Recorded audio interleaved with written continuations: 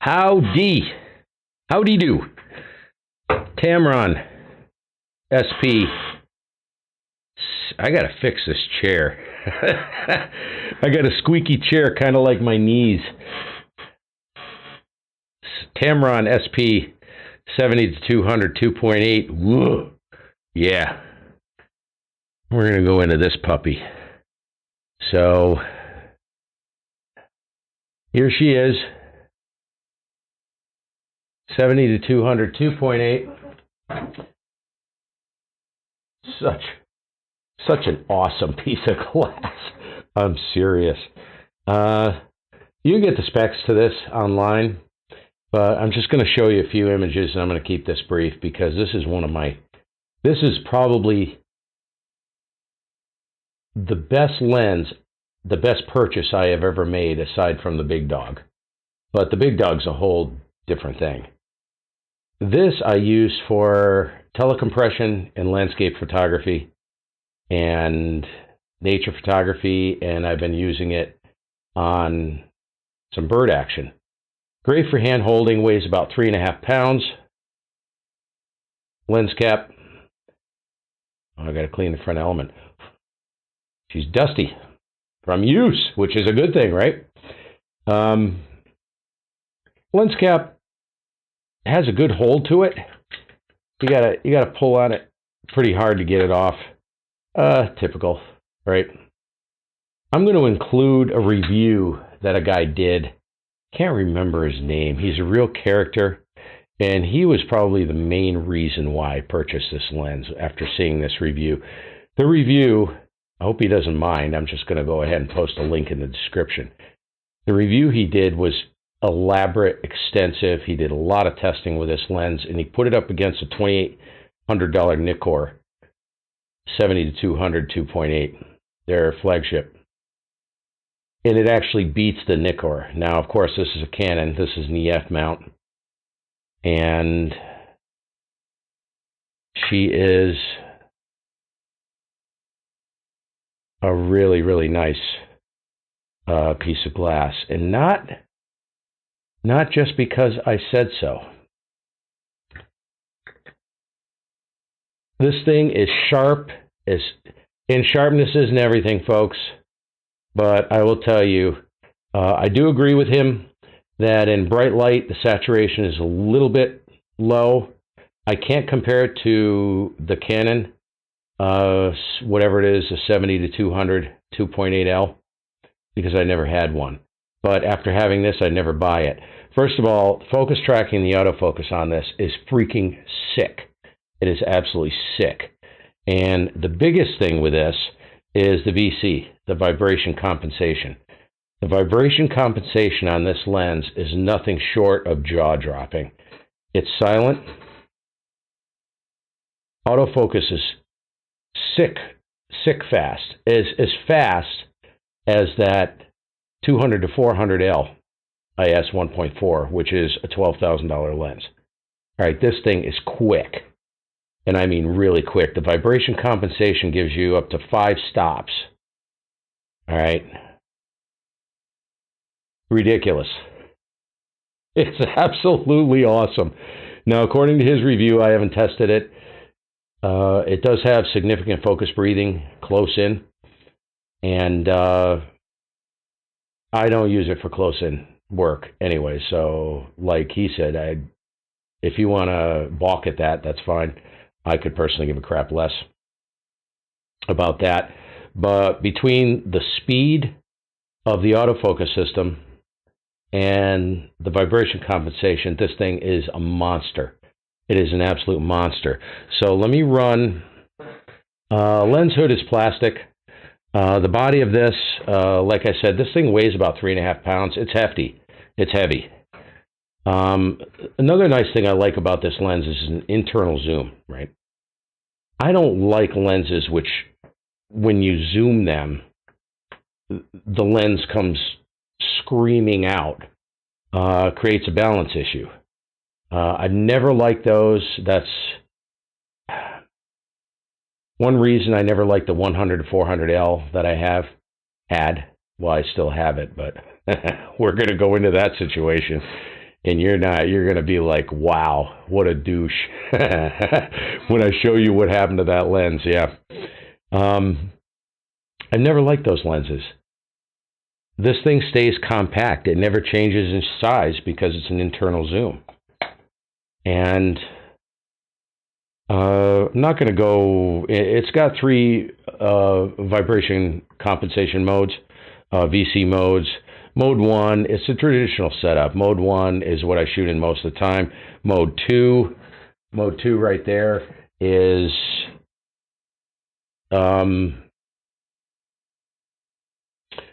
for panning, and mode 3 only activates when the shutter is released.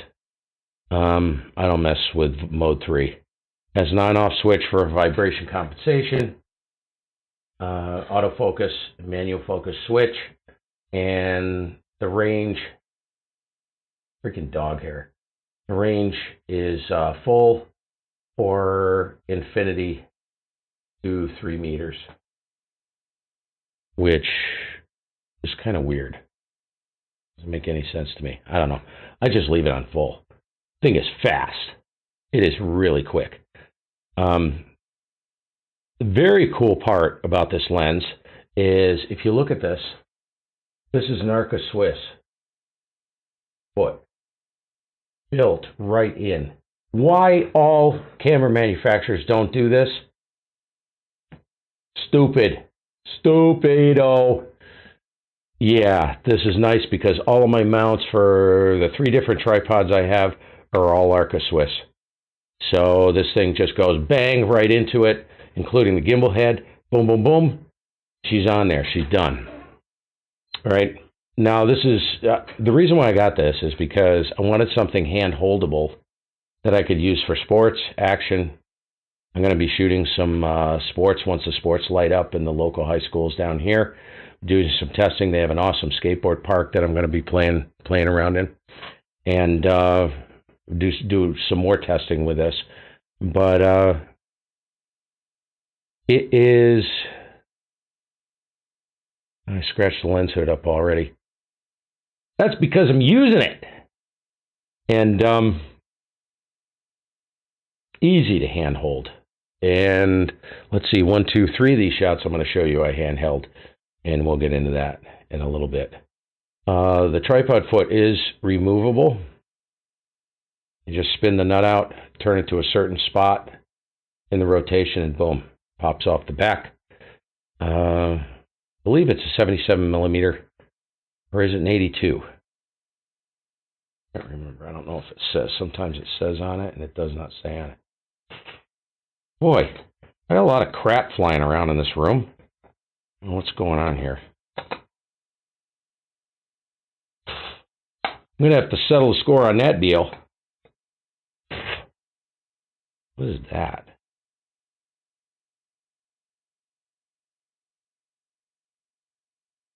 Some kind of atmospheric sconge. I'm really anal retentive about keeping stuff clean, based upon my previous experience, which I will share with you. And that's coming. And you're not even going to believe it when you see that. Can't fix stupid. Actually, you can. And hopefully I learned my lesson. So, back to the Tamron. This is a G2. And I bought this used. I don't buy any lenses new anymore. Haven't bought new lenses, like I said in the previous video, since 20 years ago. So I find stuff, great stuff that people don't want for some reason, and I put it to work. And so you can get this lens used for probably about $800. I believe it went off the showroom floor at like $1,300, which is a heck of a deal. I'm telling you, that's a heck of a deal for this lens. So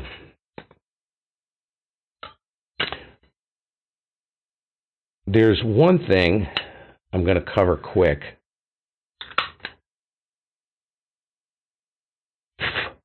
In regards to the Tamron teleconverter. So this is the Tamron 1.4x teleconverter. Okay.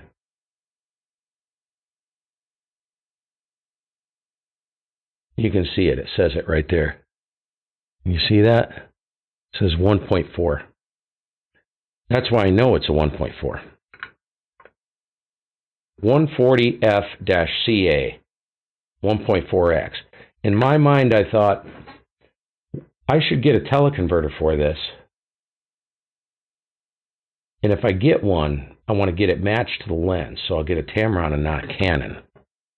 Now, I can't speak for the Canon, but let me pull up, let me do a quick calculation here so I can explain the method to the madness.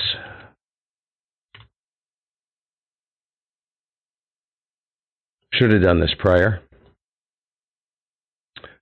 So, at 200 millimeter with a 1.6 crop factor times 1.6 gives me 320 millimeters on the Canon 90D natively with no teleconverter, right? It's not bad. It's not bad. At 70 millimeters,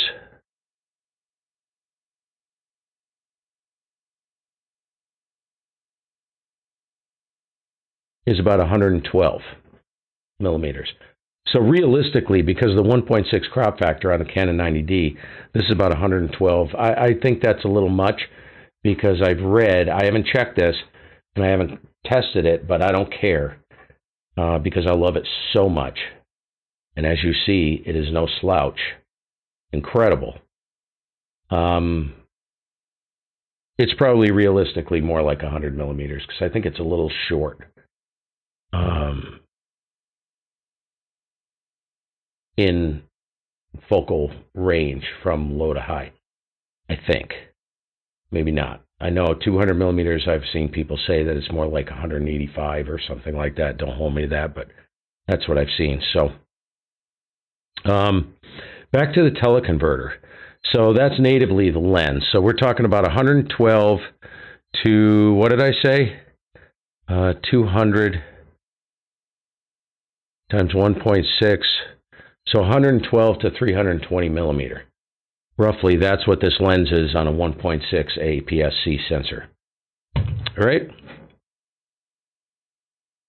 So if you guys can remember 320 millimeter, so I'm going to multiply this again times 1.4 for the teleconverter. What does that give me? 448 millimeters. In this package, plus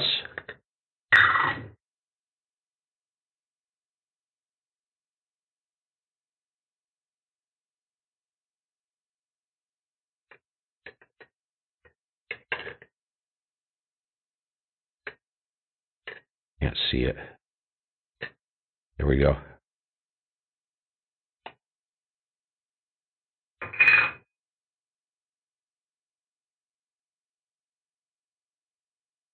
And there we go. So with 1.4 teleconverter on it, that's the length of the lens right there, right?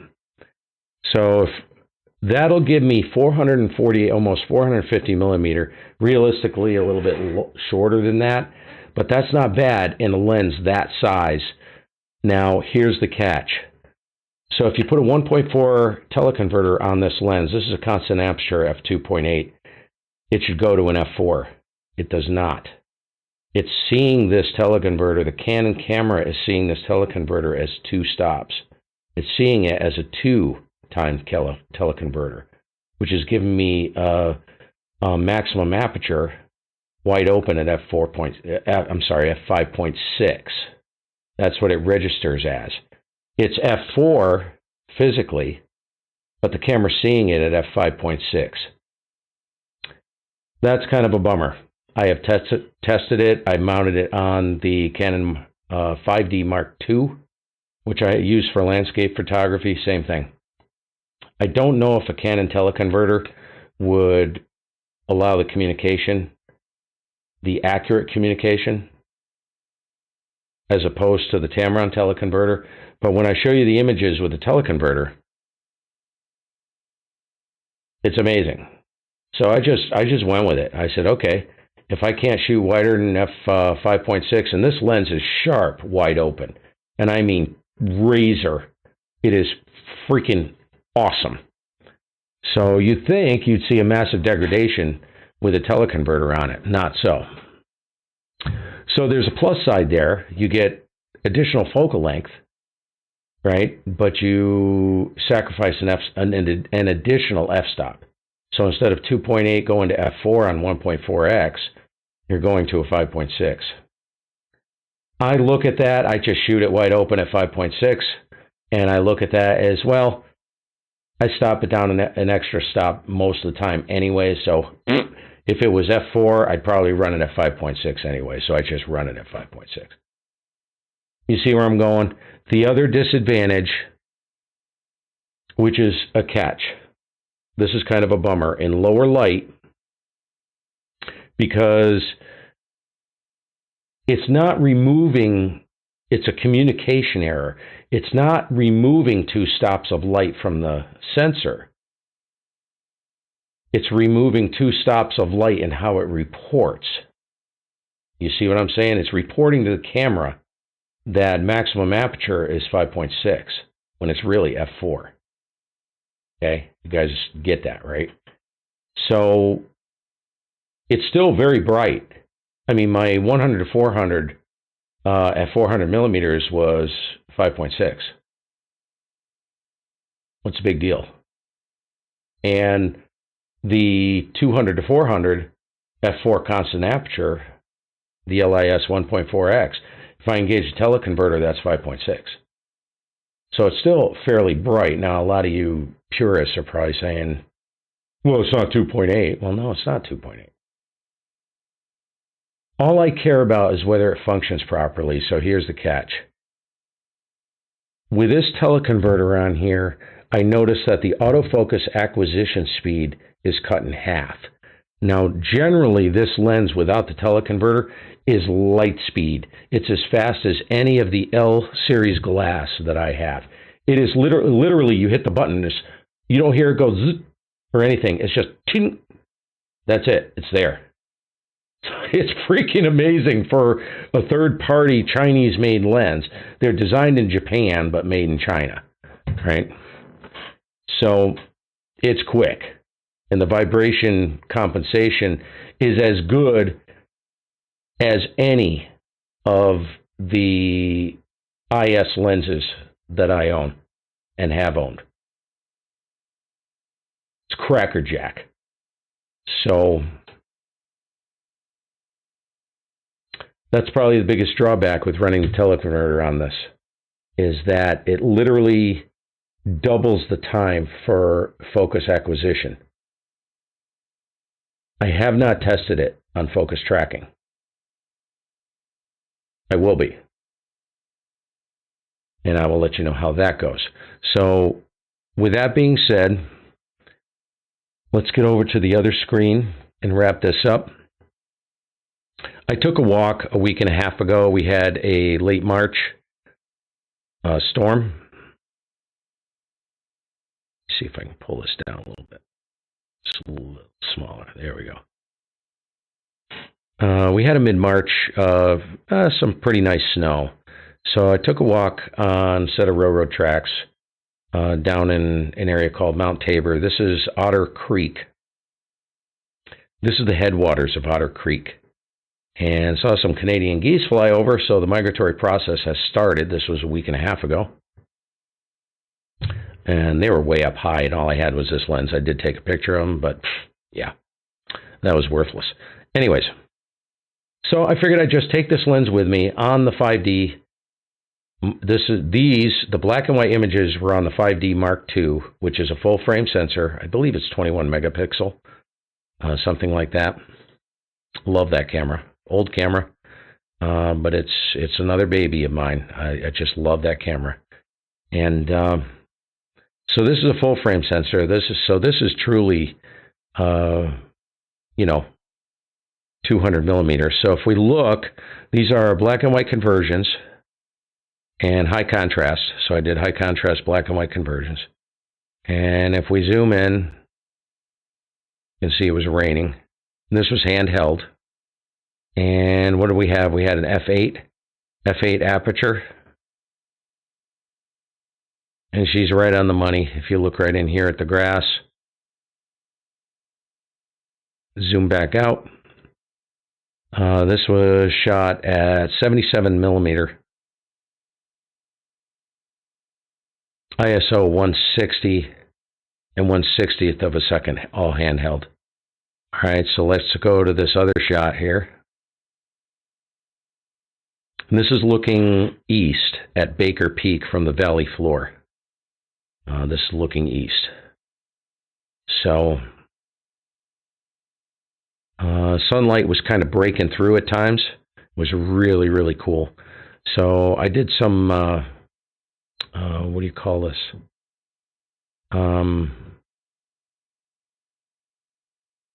Did kind of some tweaking on this. But if you zoom in a little bit,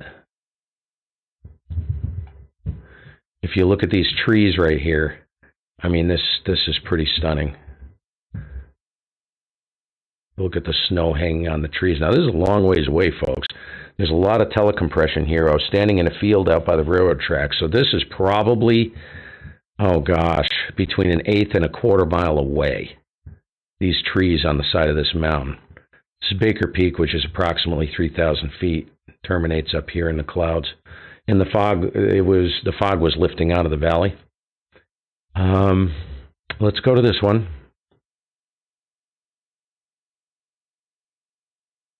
As you can see, the fog was, mountains were socked in. It was just, the storm was just pulling out.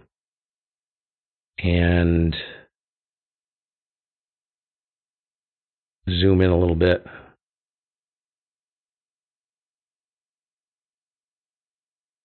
Now keep in mind, it's foggy, and it was raining at this point. So the atmosphere was pretty hazy. So, yeah. Zoom in right there. That's maximum. That's 100%. Let's go back in. That's 100%.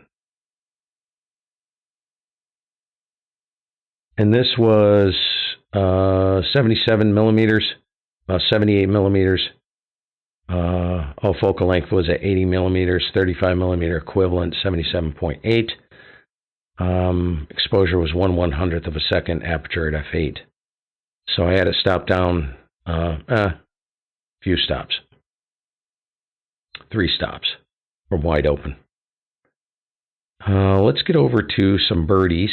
Let's go to some birdies. Show you this. This was with the teleconverter on.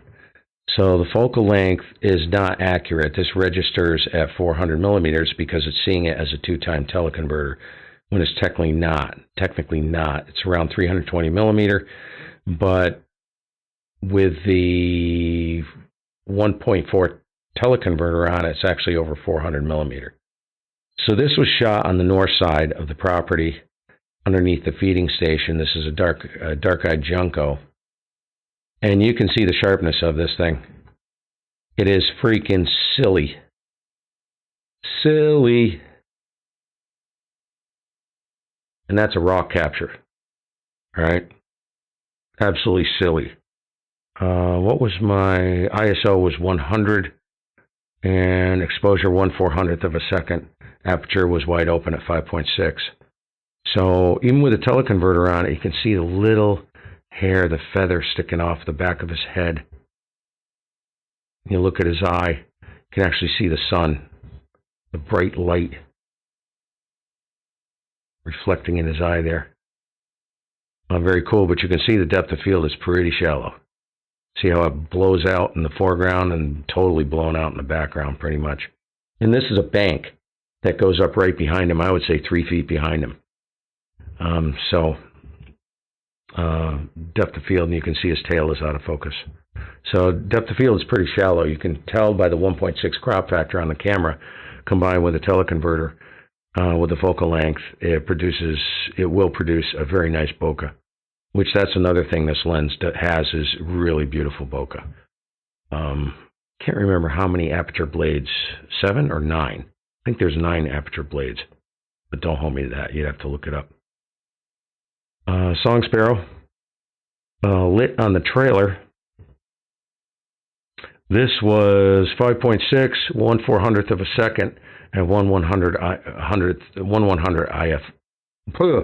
ISO. Can't talk. And this baby is ridiculous. Right out of the camera. This is just banging. So,